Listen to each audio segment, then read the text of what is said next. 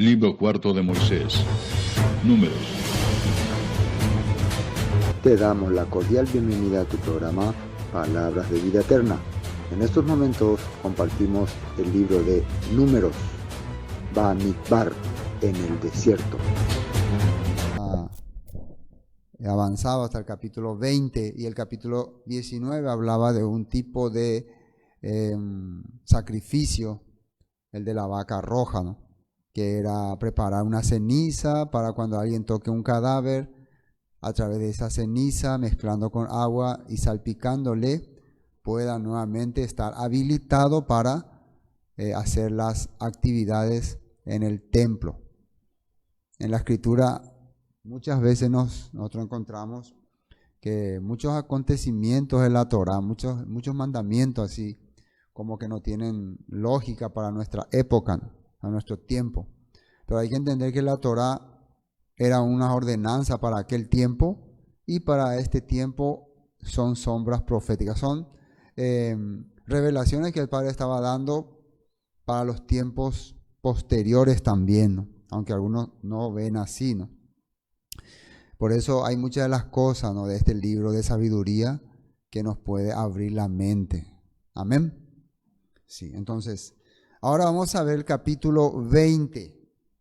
Y en el capítulo 20, como ya dijimos la vez pasada, han pasado 40 años. Podemos poner entonces así un fondo, ¿no? 40 años después. Entonces todos ya, los personajes ya se hacen más viejitos, ya están con abuelitos, y ya eran viejitos ya. Moisés ya tenía 80 años. Aarón tenía casi 84, Miriam tenía 86. Entonces ya, imagínense, ya eran súper mayores. También cuenta que gran parte de la genealogía, de la generación de aquellos que se habían rebelado, ya habían muerto. Posiblemente los últimos que quedaban de esa generación de 600,000 que se habían rebelado contra Moisés y al cual el Todopoderoso había dicho que no entrarían en la tierra prometida, ya durante estos 40 años estaban muertos. Como dice en el libro de Hebreos capítulo 3, cayeron muertos en el desierto.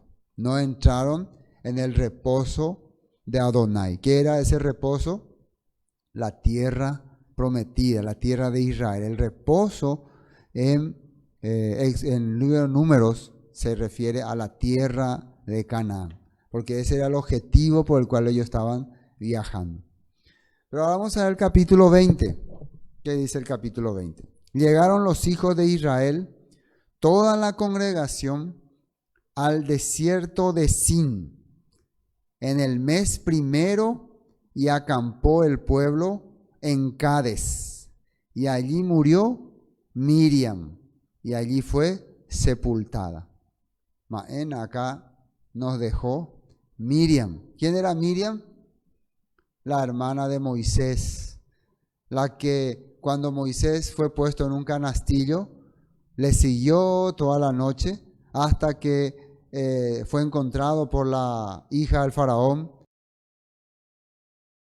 y ella fue y intercedió, fue y habló para que la mamá de Moisés pueda seguir amamantándola. Entonces, hay muchas cosas que Miriam, muchos papeles importantes que Miriam ejecutó en la escritura.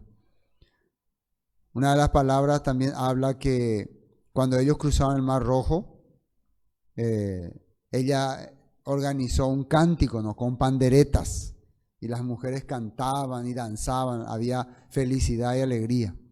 Entonces cuenta la historia que esta entonces era una niña, una mujer de mucha fe, de mucha esperanza. ¿Por qué le habían puesto el nombre de Miriam? Miriam era un nombre como que representaba, no es que representa la amargura de esa persona, sino que el pueblo está en amargura y clama por libertad. En aquella época era costumbre de los oprimidos ponerle un nombre a su hijo como para clamar al padre. Mira, estamos en angustia. Entonces cuando sus padres le ponen Miriam a su hija mayor, es porque ellos esperaban que la amargura termine pronto. Imagínense, un nombre profético. Entonces, el mismo nombre tiene la madre de Yeshua, ¿no? Miriam. Entonces podemos creer que los padres de Miriam, la madre de Yeshua, también esperaban lo mismo.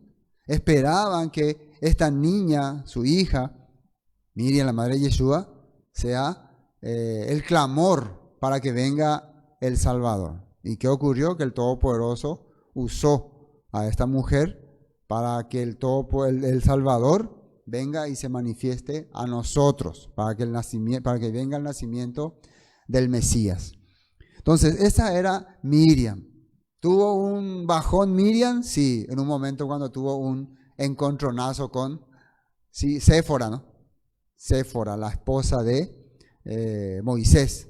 Algunos creen que ella menospreciaba a Séfora por ser ella cusita, ¿no? De la tierra de Cus. Ya habíamos explicado aquella vez esa escena. Pero eso no fue lo terrible, sino que ese enojo que ella tuvo con Séfora hizo que ella murmure contra Moisés. Y esa murmuración que le transmita a Aarón. ¿Por qué nosotros tenemos que escuchar a Moisés? El Todopoderoso habla también por nosotros. Así le vino.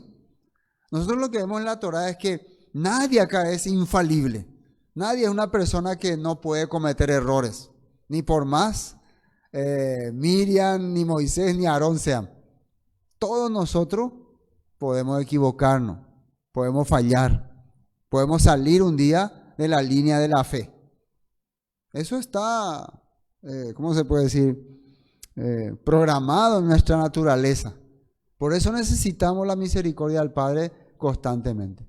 Pero cuando vos estás en una posición más cercana al Padre, cuando el Padre te está revelando muchas cosas, te está dando la posibilidad de que vos puedas transmitir su voluntad a las personas y vos de repente hacer lo contrario, entonces el castigo también era más severo en aquel tiempo.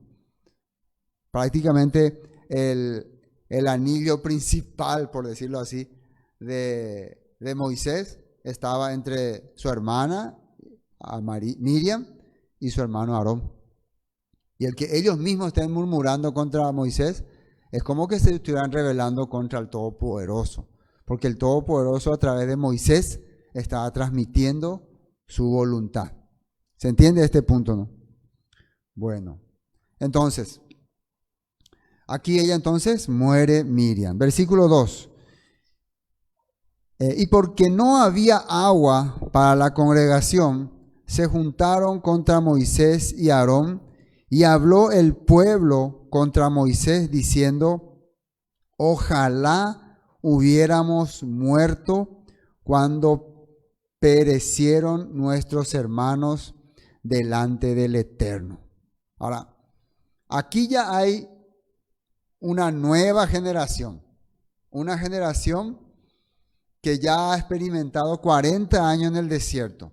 Ya han pasado muchas cosas, pero llegaron a cierto lugar, están prácticamente a poco tiempo de llegar a la tierra prometida. En este lugar están entre la frontera, en la parte sur de la tierra de Canaán. En la parte sur están en la frontera con Edom. Si alguno puede mirar algunos mapas donde aparece Edom, ellos estaban ahí enfrente. Ese es el desierto de Sin y la región de Cades. Cades parece que era algún poblado, ¿no?, cercano. Entonces en ese momento ellos están ahí y es un lugar bien desértico hasta ahora. Y empiezan a reclamar. Por lo visto ya estaba pasando un buen tiempo y están reclamando. Ahora la Biblia habla de que esto fue en el mes primero, o sea, en el mes de Abib, en los tiempos de la preparación para Pesach. O sea que estamos ya 40 años después, ya nuevamente para celebrar Pesach, Pascua. ¿Qué les parece? El Padre así les hizo a ellos rondar mucho tiempo. Ahora, ¿qué dice en el versículo 3? Y habló el pueblo contra Moisés diciendo: ojalá hubiéramos muerto cuando perecieron nuestros hermanos delante del Eterno. Una vez más ellos hablan por hablar, pero están desesperados. Acá lo interesante va a ser que el pueblo está en rebeldía. ¿Y eso era novedad o no? Que el pueblo sea rebelde. ¿Era algo raro o no era algo raro? ¿Qué les parece? ¿Es raro? Qué raro que el pueblo sea rebelde. Qué raro que se quejen. ¿Es raro? No, no era raro.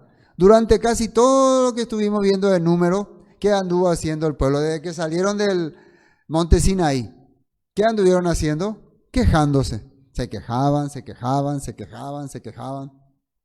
Todo el tiempo se quejaban. Eso era su costumbre. Así que ya no era novedad. Pero la novedad va a ser la reacción de Moisés y de Aarón. Nosotros hemos visto que cada vez que el pueblo se quejaba o levantaba un reclamo, ellos se inclinaban y oraban y clamaban al Padre. Señor, se humillaban. Se daban cuenta de que no podían sostener esta situación, que únicamente el Todopoderoso podía solucionar estos problemas. Eso fue un aprendizaje muy bueno para nuestra vida, especialmente para los que quieren guiar o transmitir.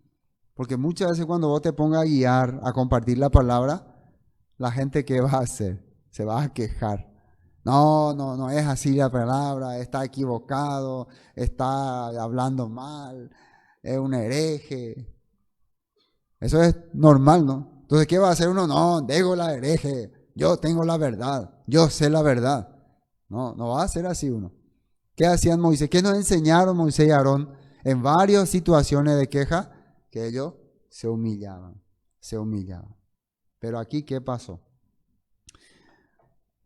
Versículo 5, ¿no? ¿Por qué nos has hecho subir de Egipto para traernos a este mal lugar? No es lugar de cementera, de higueras, de viñas, ni de granadas, ni aún de agua para beber. O sea, es un lugar que no hay nada. Todavía no estaban llegando a la tierra prometida, estaban en la frontera con Edom. Y se fueron, versículo 6, Moisés y Aarón, de delante de la congregación a la puerta del tabernáculo de reunión y se postraron. ¿Está bien? Hasta acá está bien. Sobre sus rostros. Y la gloria del Eterno apareció sobre ellos. Una vez más, ¿ellos qué hicieron? Se postraron como todas las veces. Se postraron y una vez más, ¿quién le apareció para solucionar el problema? El Todopoderoso. Entonces, aparentemente acá está todo solucionado ya. Porque ya ellos se postraron, el Todopoderoso apareció, pero hay que entender, acá hay 40 años de distancia. Quiere decir que durante mucho tiempo Moisés iba experimentando y Aarón esta situación de un pueblo rebelde, un pueblo que no se sacia, un pueblo que constantemente está solamente quejándose. Constantemente entonces iban a experimentar. Una vez más vamos al tabernáculo, aparece ahí las nubes y el Eterno. Ahora, versículo 7, y habló el Eterno a Moisés diciendo, aparece nuevamente el Todopoderoso hablando a Moisés. ¿Qué le dice? Toma la vara y reúne la congregación, tú y Aarón, tu hermano, y hablad a la peña, a vista de ellos, y ella dará su agua, y le sacarás aguas de la peña, y darás de beber a la congregación y a sus bestias. Y ya esto había ocurrido 40 años atrás. 40 años atrás ya el pueblo, ni bien estaban saliendo de Egipto y llegando al desierto, reclamó por agua. Y ya el Todopoderoso le dijo a Moisés aquella vez que golpee la piedra, la roca, la peña, y el agua salió y brotó y todos bebieron. Entonces se está repitiendo la historia de hace 40 años.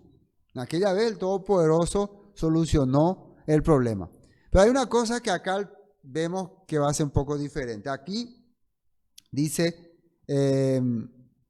reúnen la congregación, o sea, toma la vara representa la autoridad. Esa probablemente esta era la vara que reverdeció o la vara que usaba para cuando estuvo en Egipto, ¿no? La vara que reverdeció estaba guardada en el arca del pacto. No sabemos si sacó esa vara o la que usaba en Egipto. Pero la vara que representa la autoridad que el Todopoderoso le dio a Moisés. Entonces esa vara representa la autoridad. ¿Y qué quería que hagan? Hablad a la peña, a la vista de ellos. O sea, ¿cómo le vas a hablar a una roca? ¿Te va a escuchar? No. Entonces acá, de acuerdo a nuestra perspectiva y a lo que estamos viendo, el Todopoderoso quería enseñarle que el poder no está simplemente en tomar el agua o en la roca, sino está en la palabra, en la dabar, el poder de la palabra. ¿La palabra es poderosa o no? Hágase, se hace. Cúmplase, se cumple. Actívese, se activa. En la antigüedad, ellos idolatraban las rocas. Ustedes saben eso, que las rocas eran ídolos. Y cuánto más si de una roca está saliendo agua. En estos tiempos también, mucha gente cuando de una roca sale agua piensan que ahí hay un santo, ¿no? Y hasta le ponen nombre muchas veces. ¿Así o no? Donde sale el cuá, ¿no? El cuá.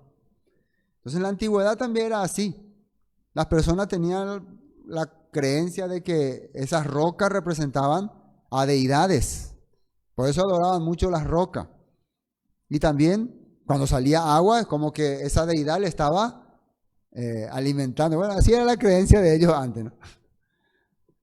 Sí, todavía hasta hoy se cree, más. Hasta ahora la gente cree si sale agua de algún lugar, esto es un milagro, esto a un santo está sacando. Por eso se crearon todos esos lugares milagrosos que hay en Cacupé, ¿cómo se llama uno? Curuzú Pablito, todas estas cosas. Son creencias, ¿no? Y en varios lugares, ¿no? Bueno, pero acá el Padre nos está enseñando que el poder está en la palabra. La palabra es lo que va a cumplir la acción. Entonces, para que la humanidad en el futuro entienda que el Todopoderoso trabaja a través de su palabra. Ya en Deuteronomio le va a decir, no solo de pan el hombre vivirá, sino de toda palabra que sale de la boca de Elohim. Así era. Ni siquiera quería que ellos le den valor al maná ni a otras cosas, sino a la palabra. Porque al final, viviendo, haciendo lo que dice la palabra, ellos tendrán vida, van a poder avanzar. Bueno, entonces, vamos a ver lo que dice acá. Toma la vara y reúne a la congregación, tú, Aarón, tu hermano, y habla de la peña a la vista de ellos. Y ella dará su agua, y le sacarás aguas de la peña, y darás de beber a la congregación y a sus bestias. Acá en esta nota 8 dice así. Éxodo 17, 6. He aquí que yo estaré delante de ti allí sobre la peña en Horeb, y golpearás la peña y saldrá de ella aguas, y beberá el pueblo, y Moisés lo hizo así en presencia de los ancianos de Israel. Y llamó el nombre de aquel lugar Masab y Meriba, por la rencilla de los hijos de Israel, y porque tentaron al Eterno diciendo, ¿está pues el Eterno entre nosotros o no? Ahora fíjense que esto ocurrió 40 años atrás. Este Éxodo capítulo 17 es cuando ellos recién estaban saliendo de Egipto. Todavía ni se habían formado los sacerdotes ni nada. Pero ya el Padre les hizo llegar a ese lugar donde estaba esta piedra en Masá, en Medida. Y ya había hecho que golpeen. Y el pueblo había dudado en ese tiempo, ¿será que el Eterno está con nosotros? ¿Será que está trabajando con nosotros? ¿Será que realmente nos guía? Entonces a ese momento le hizo entender, yo estoy con ustedes. Una de las pruebas fue que la roca les dio el agua, 40 años atrás. 40 años después, recuerden que ellos dieron vuelta, rondaron esa zona, vagaron por el castigo que el Padre le había dado. Llegan al mismo lugar, o por lo menos el Todopoderoso le hace ir a ellos a ese mismo lugar, y nuevamente está ahí la roca, la peña. ¿Cómo era que nosotros cantaban? Yeshua es la peña de Oreb que está brotando, agua de vida saludable para mí. Yeshua es la peña de Oreb que está brotando, agua de vida saludable para mí. Después, ¿cómo decía? Ven a probarla que es más... Bueno, así. Bueno, vamos a dejar a los cantantes ahora que canten ellos, ¿no? Bueno, entonces, esto pasó y llamó el nombre de aquel lugar Masá y Meriba por la rencilla. Bueno, versículo 9. Entonces Moisés, y acá viene lo interesante, tomó la vara de delante del Eterno como él le mandó, y reunieron Moisés y Aarón a la congregación delante de la peña, se fueron hasta ese lugar, y les dijo, acá miren lo que aparece, oíd ahora rebeldes, ¿os hemos de hacer salir aguas de esta peña? Entonces, ya Moisés se arrodilló, oró, clamó, se postró. El Padre ya le dio la solución, ya le dio la respuesta. Lo único que hay que hacer es venir, miren, israelitas, miren que el Todopoderoso siempre ha estado con ustedes. Peña, dale agua. Roca, que brota el agua. Porque Moisés estaba representando al Todopoderoso. Esas palabras eran como las palabras del Todopoderoso que iban a cumplirse sobre esa roca. Entonces las personas iban a ver el poder de la palabra. Pero Moisés, ¿qué hizo? Primero les exhortó y le dio una exhortada y como descargó su ira. O sea que hizo notar lo que había en su corazón. Se posible en día. No le aguanto más. Estoy cansado de este pueblo. Me tienen harto. Pero él no estaba diciendo nada, ¿no? Sí, hola hermanos, ¿cómo están? Ay, me tienen cansado ya. Llega una vez esa situación, ¿no? Llega, ¿no? ¿Cuántas veces nos habrá llegado? Cuando uno dice, ya no quiero más saber nada de nadie. El problema es que muchas veces uno como humano tiene estas debilidades. Puede caer en estas tentaciones de hartarse, ¿no? Pero cuando vos estás viviendo bajo la guía del Todopoderoso, es lo que podemos entender acá, Él te da siempre la solución, te da la respuesta. No es novedad que el pueblo sea rebelde. Eso ya no era más novedad. Lo novedoso era que a pesar de que el pueblo es rebelde, Moisés, Aarón continuaban llevando el mensaje, guiando al pueblo fielmente. Eso era lo novedoso, eso es lo interesante, eso es lo importante. Que el Todopoderoso todavía podía manifestarse en la vida de ya dos ancianitos como Moisés y Aarón. Mira, a pesar de que ellos ya han pasado tantas cosas, algunos dicen que para ese entonces ya Moisés había enviudado, Aarón también.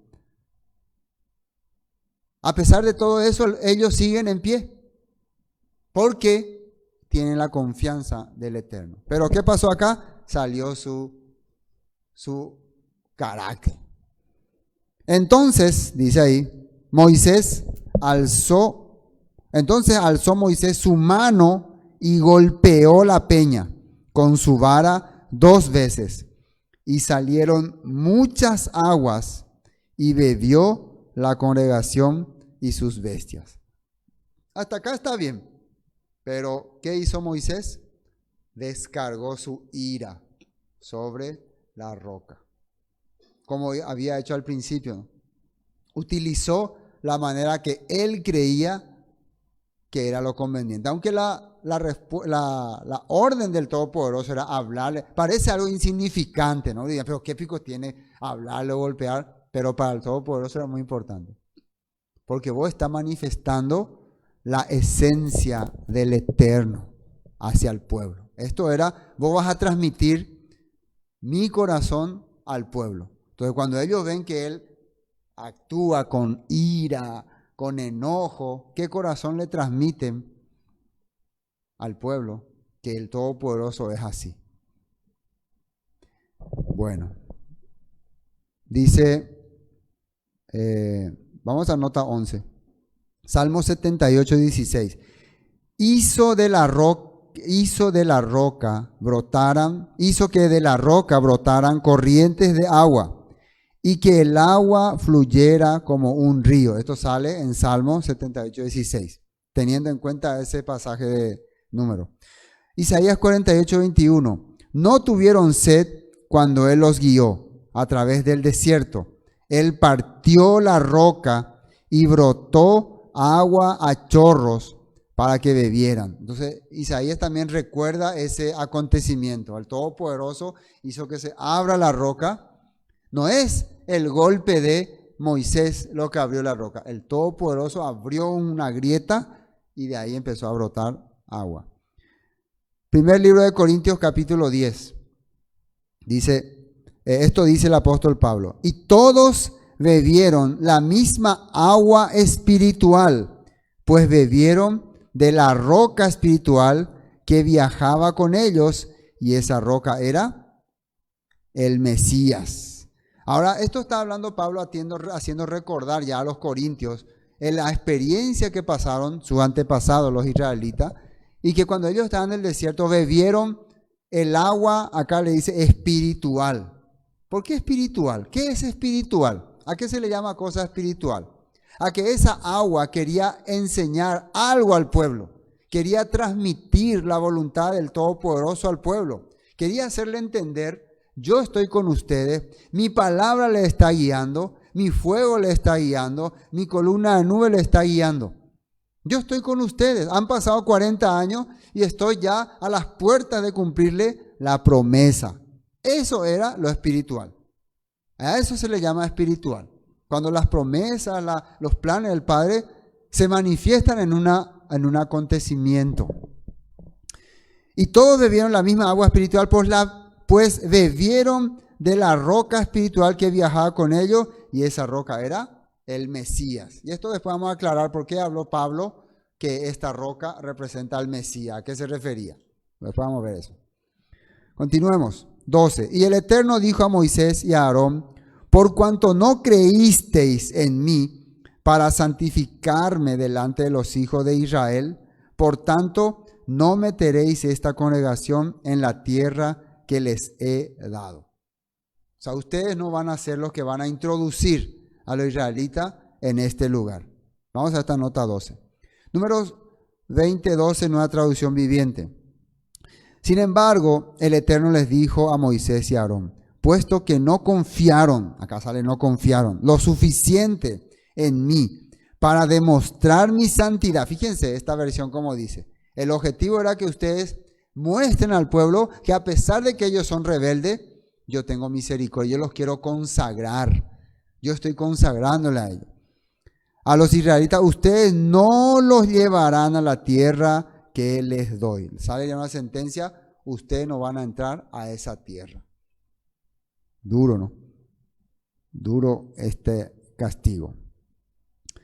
Versículo 13. Estas son las aguas de la rencilla, por las cuales contendieron los hijos de Israel con el Eterno, y Él se santificó en ella. Fíjense acá, dice: el Todopoderoso se consagró ante los israelitas. ¿Cómo eso? Al descargar el castigo sobre Aarón y Moisés, ¿no? Le estaba haciendo entender que el pueblo tenía razón. El pueblo estaba reclamando algo justo porque querían tomar agua. Entonces, acá no vemos un castigo para el pueblo. No sale que el pueblo fue castigado y el Todopoderoso. Al contrario, ¿qué le dio el Todopoderoso al pueblo? ¿Qué le dio? Le dio agua. Conste, eso no quiere decir que ellos están bien. Pero como era agua espiritual, ¿qué significa? Que ellos tendrían que entender. Al Padre lo que está haciendo al darnos esta agua es hacernos entender que nosotros somos los malos. Pero tuvieron que cargar nuestras culpas Moisés y Aarón. Era una vez más una sombra profética de lo que el Todopoderoso iba a hacer para redimir a su pueblo. Poner la culpa sobre personas que estaban cargando, ¿no? Todos esos años la travesía de los israelitas. Se puede decir considerado persona justa, porque un error, por cometer un error, no quiere decir que Moisés y Aarón no sean personas justas. Durante 40 años ellos han guiado con todo su corazón al pueblo hebreo. Pero en ese momento el Padre permitió estas cosas, ¿no? Es como que una manera de redimir a su pueblo. Ahora fíjense lo que dice en estos versículos. Estos versículos nos van a hacer aclarar muchas cosas. Después ya vamos a pasar a la segunda parte. Números 20:13, nueva traducción viviente. Por eso este lugar se conoce como las aguas de Meriba, que significa discusión. Porque allí el pueblo de Israel discutió con el Eterno y Él demostró su santidad ante ellos. Fíjense que acá en esta versión se entiende más. El Todopoderoso, al rebelarse contra Moisés, ¿contra quién está discutiendo? Contra el Eterno. Pero el Eterno, ¿qué les mostró? Yo soy un Elohim santo, apartado, y que quiero darle a ustedes mi bondad, mi guía, mi guarda. Quiero introducirle a la tierra prometida. Ahora veamos estos textos. Salmos 95:8. El Eterno dice: no endurezcan el corazón, como lo hizo Israel en Meriba, como lo hizo el pueblo en el desierto de Masá. Entonces el salmista habla al pueblo de su época: no sean como nuestros antepasados, que en el desierto endurecieron su corazón. Quiere decir que no querían oír. El que endurece el corazón es que le muestra la verdad y no quiere oír, no quiere salir de su razón. Salmo 106:32. También en Meriba provocaron el enojo del Eterno y le causaron serios problemas a Moisés. Aquí ya este salmista habla que ellos hicieron provocar al Eterno, y esa provocación se la tuvo que cargar toda Moisés. Moisés tuvo que recibir toda la culpa de los israelitas. Hicieron que Moisés, fíjese, se enojara y hablara como un necio, dice el salmista. Entonces, muchas veces uno cuando se carga de ira y se carga de enojo y saca palabrota, son necedades lo que dice. Muchas veces no está hablando con razón. Por eso uno tiene que también tener en cuenta cuando está discutiendo, ¿no? Ustedes, para aprender, ¿no? Cuando discuten con alguien, ¿no? Y alguna vez se les dice alguna palabrota o alguna cosa que sea fea, traten de como que la situación hizo que dijo esas cosas, ¿no? Muchas veces es así.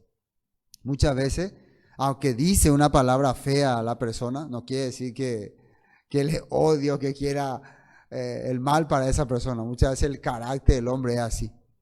De acuerdo a la Biblia, estamos en madurez. Imagínense Moisés 120 años y todavía le faltaba mucho para madurar. Nosotros, cuánto menos. Entonces muchas veces no podemos pensar que nosotros no somos personas que nos vamos a equivocar luego, que no vamos a decir errores.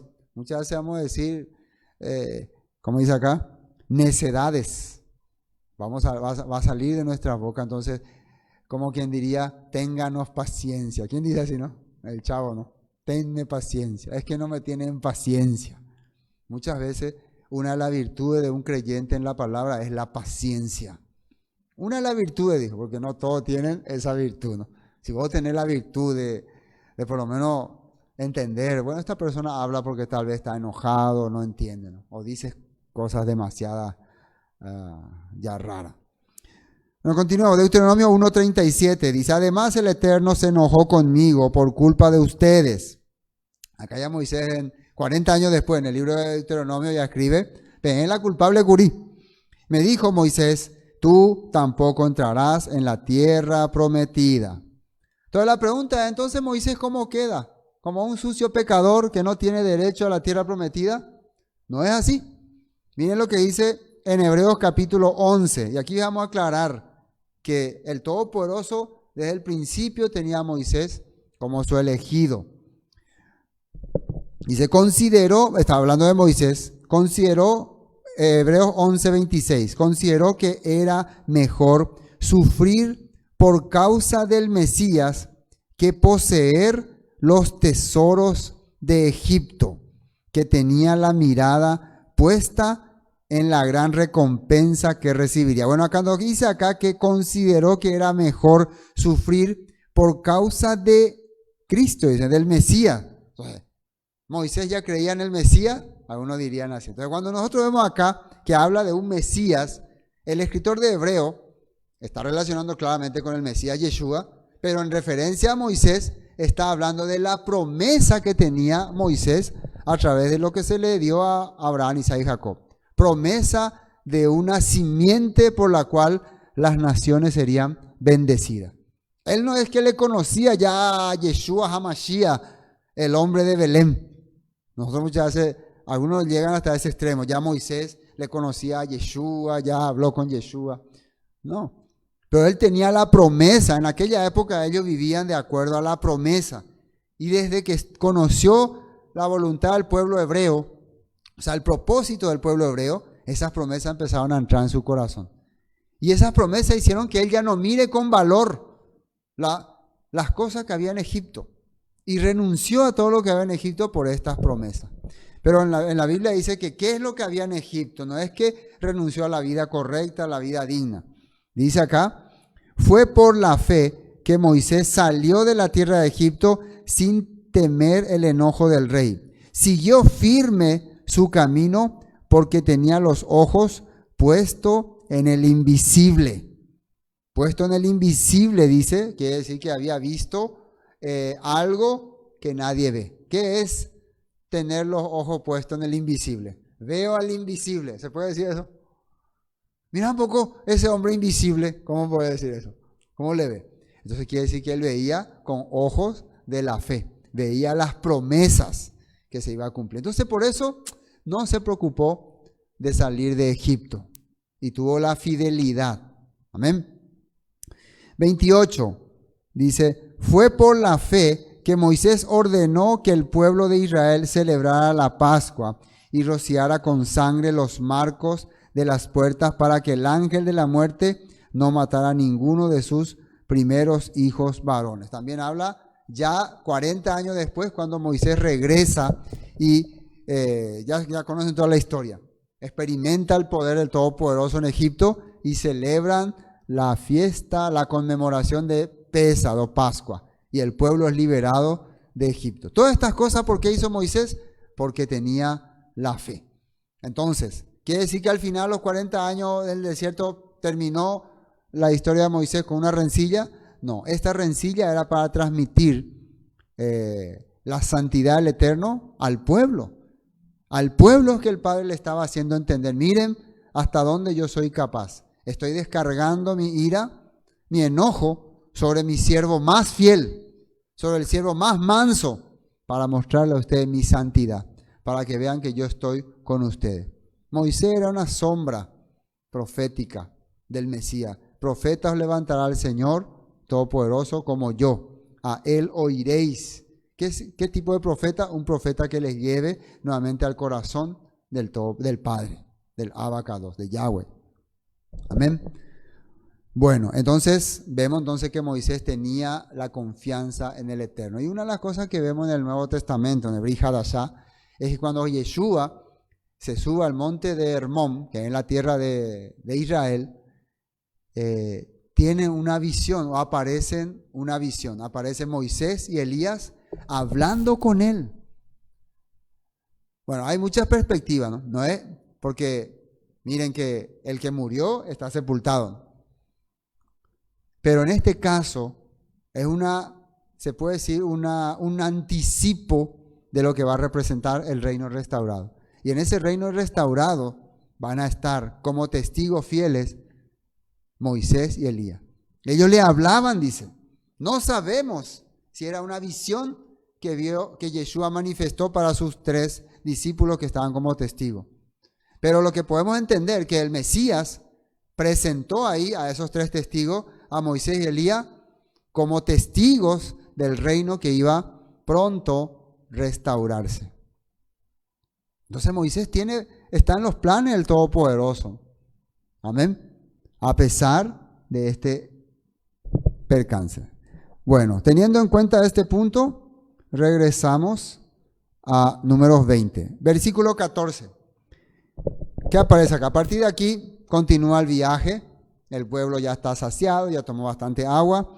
Envió Moisés embajadores al rey de Edom, desde Cades, diciendo, así dice Israel tu hermano, tú has sabido todo el trabajo que nos ha venido, cómo nuestros padres descendieron a Egipto y estuvimos en Egipto largo tiempo, y los egipcios nos maltrataron y a nuestros padres, y clamamos al Eterno, el cual oyó nuestra voz y envió un ángel y nos sacó de Egipto.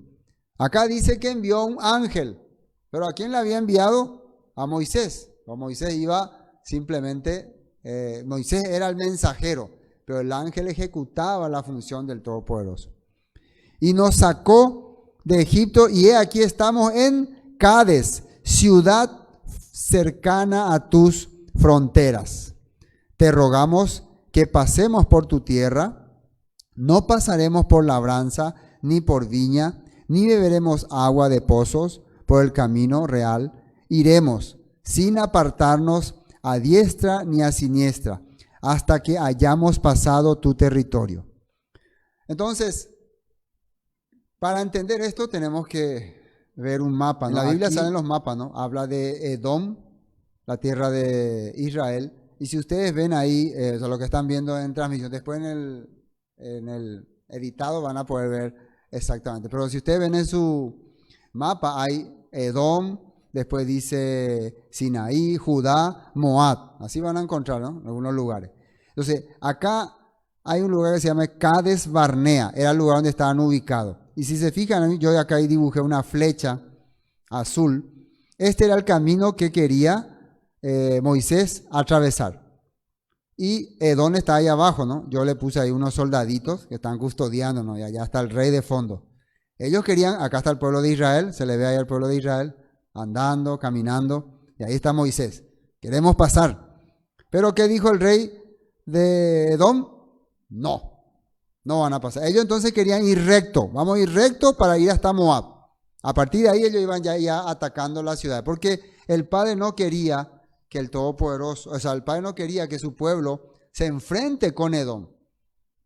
Hay una historia con Edom. Edom era Esaú, el hermano de Jacob, que después fue Israel. O sea que ellos eran dos pueblos hermanos.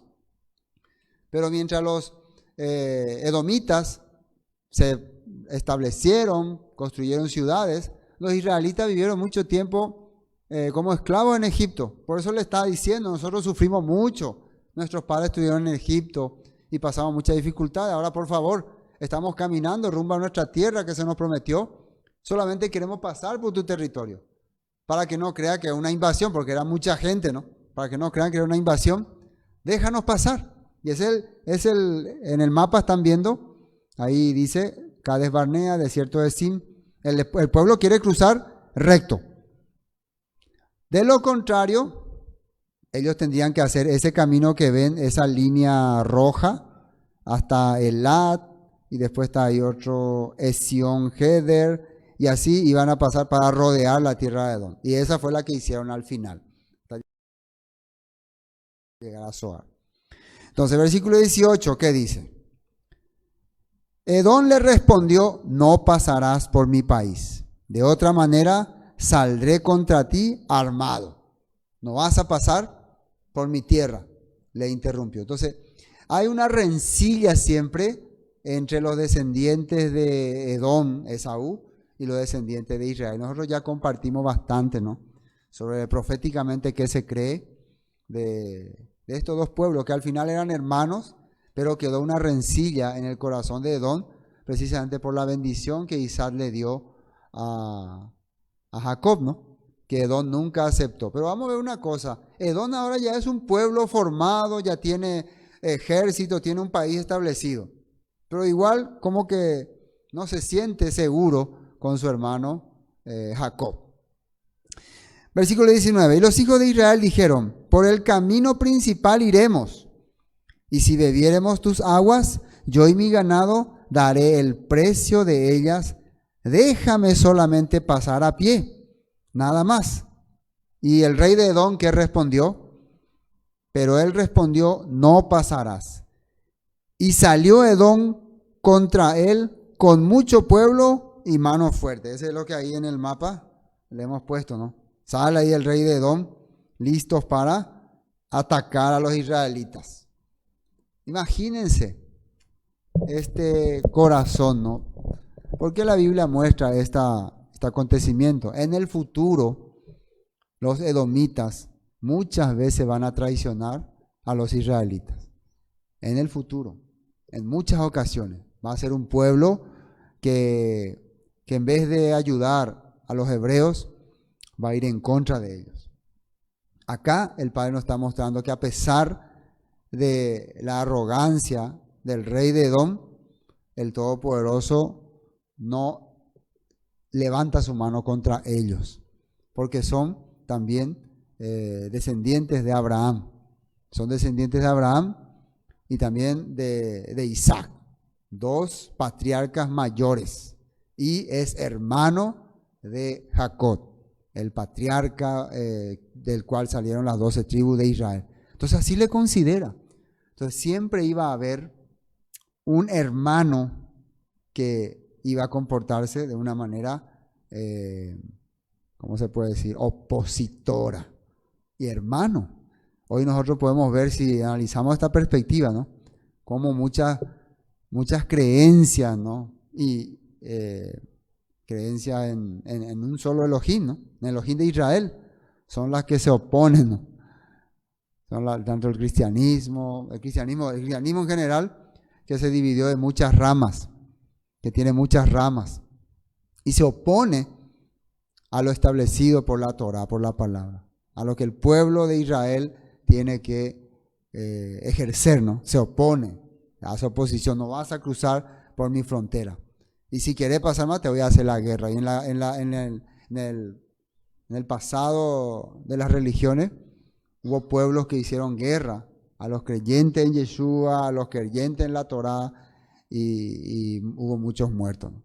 Hay muchas cosas, ¿no?, que implica todo este asunto, pero hoy no es el tema. No quiso pues Edom, versículo 21, dejar pasar a Israel por su territorio, y se desvió Israel de él. No le declaró la guerra, se desvió. El siguiente pueblo iba a ser ya en la tierra de Canaán, ahí sí ya iba a declarar la guerra, pero contra Edom el Todopoderoso no permitió que le hiciera guerra. Ahora, versículo 22, ¿qué pasa acá? Muerte de Aarón en el monte Hor. Monte de la colina, ¿no? Y partiendo de Cades, estos 10 ellos entonces, según el mapa que vieron ustedes, bajaron hacia abajo por el territorio de Edom y subieron al otro costado, hacia el oriente, y llegaron después ya a la frontera entre Edom y Moab. Ahí estaba este monte de Hor. Todo este trajín, Aarón caminó, y después cuando llegaban a un lugar, no es que Aarón se engripó, le agarró una enfermedad. El padre le dijo, hasta aquí vas a llegar. Fíjense que esta es una de las maneras que en aquella época el padre decidía el fin de alguien. Hasta aquí vas a llegar. Más o menos tendría 124 años Aarón, pero todavía podía vivir. Caminó todo ese trayecto hasta el monte de Hor. Hor también significa luz, ¿no? Pero al final él tiene que dejar ya su cargo. Dice, y partieron de acá de los hijos de Israel, toda aquella congregación, vinieron al monte de Hor. Y el Eterno habló a Moisés y a Aarón en el monte de Hor, en la frontera de la tierra de Edom, diciendo, Aarón será reunido a su pueblo, pues no entrará en la tierra que yo di a los hijos de Israel. Y acá sale la razón por la cual el Padre decidió hasta aquí nomás. Por cuanto fuisteis rebeldes a mi mandamiento en las aguas de la rencilla. El Padre tomó en serio aquel decreto. Ustedes se comportaron de una manera que no me agradó. Bueno, hasta acá nomás. Ya cruzaste esta parte, está en las puertas de la frontera, pero hasta aquí. Gracias, Aarón. Eso no significa que Aarón haya sido una persona que haya tenido el corazón del Padre. Simplemente que se cumplió su misión. ¿Y a quién dice que va a ser unido? Va a ser unido a su pueblo. Ahora, ¿qué tarea le encargó Moisés antes de que Aarón muera? Dice así, toma a Aarón y a Eleazar, su hijo, y hazlo subir al monte de Hor. Le llevó también a Eleazar, ¿no?, el hijo de Aarón.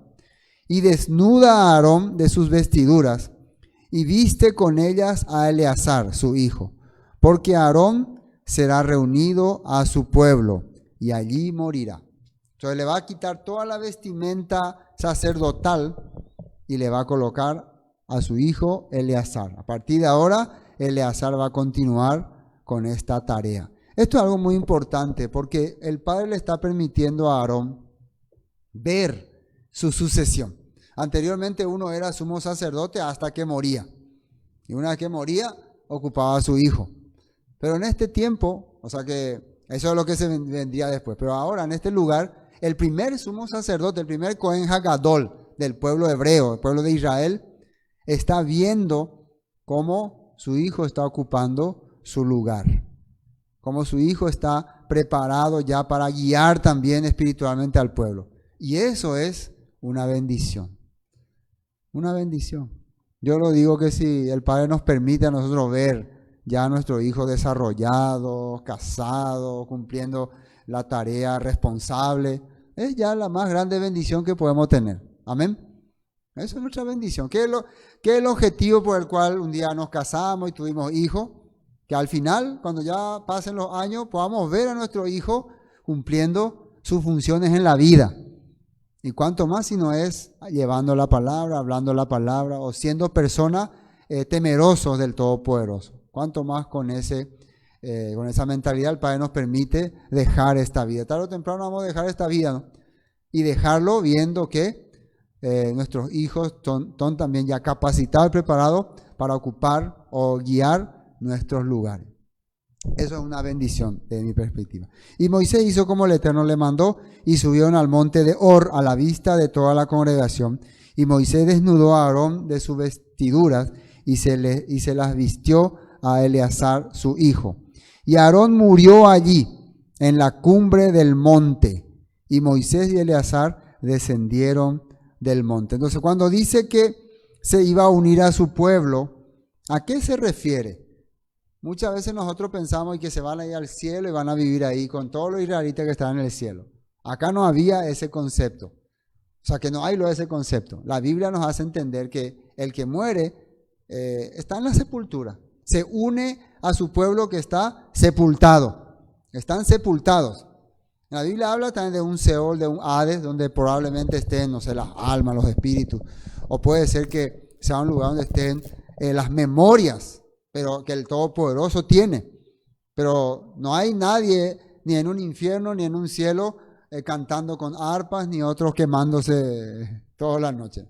Ellos están, la persona que muere está en un estado de pausa, reposo. Por eso dice descanso, que en paz descanse, ¿no? Está descansando. El que está descansando no se está quemando, ni no está bailando. ¿Qué está haciendo? Descansando.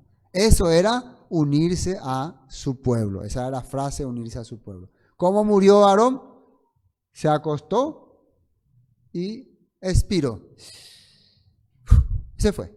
Algunos dicen que en aquella época morían con un estornudo, que el padre le hacía así, y ahí ya se fue. Se fue. Por eso quedó la costumbre de cuando vos estornudás, ¿qué se dice? Salud, ¿no? Para que no te pase nada. Porque anteriormente se creía que el que estornudaba, ahora también, ¿no? Alguien, ¿cómo está? Tapa boca, tapa boca. Todo el mundo ya le agarra, ¿no? Le rodea con papeles. Sí, en la antigüedad también cuando uno estornudaba, cuidado, porque puede ir. Entonces muchas veces cuando uno ya era viejito, su último suspiro era un estornudo, como que tragaba algo y se iba trancando la nariz y ahí se fue. Y ahí murió. Quiere decir que él no murió por enfermedad, no murió por espada. El Padre, a esto se le decía, el Padre le llevó.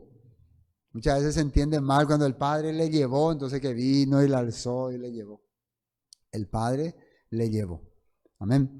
Y Moisés, y Moisés y Eleazar descendieron del monte. Y viendo toda la congregación que Aarón había muerto, le hicieron duelo por 30 días todas las familias de la tierra. 30 días de duelo, de llorar, lamentarse, porque fue un hombre realmente que el Padre utilizó en gran manera. Amén. Bueno, entonces, estamos 40 años después y a partir de ahora van a suceder cosas un poco terribles, ¿no? Pero el corazón del pueblo está como ya para decidir. Estamos en la última circunstancia. Y después de este capítulo viene otra escena de rebeldía, pero tremenda. Pero aquí sí ya el Todopoderoso le va a enseñar al pueblo sus faltas, pero también le va a mostrar una sombra profética más, que se relaciona directamente con nuestro Mesías. ¿Quieren saber qué capítulo es, de qué se trata? No se pierda el próximo miércoles, próxima reunión, o el siguiente capítulo que viene después de este capítulo 21. Amén. Shalom. Esto fue Palabras de Vida Eterna, con el estudio del libro de Números. Bendiciones y hasta pronto.